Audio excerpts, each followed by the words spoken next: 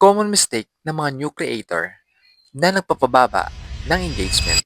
Yung laging may post pero walang likes at walang comment. Sasabihin ko sa inyo ngayon ang 5 common mistake ng mga new creator. Number 1, walang clear topic. Post lang ng video at walang direction at walang value. Number 2, hindi engagement ang intro. First 3 seconds pa lang ay naboring na ang viewers, kaya scroll ka agad. Number 3 ay sobrang haba at sobrang ikli. Walang tamang pacing, either bitin o boring. Number 4, walang call to action. Di mo sinasabing mag-like at mag-follow, kaya walang ginagawa ang audience mo. At ang number 5 ay hindi consistent ang pag-post mo ng video. Minsan once a week, minsan ay wala. Kaya naman, paano lalaki ang audience mo? Kaya ang solusyon ay ayusin mo ang content mo.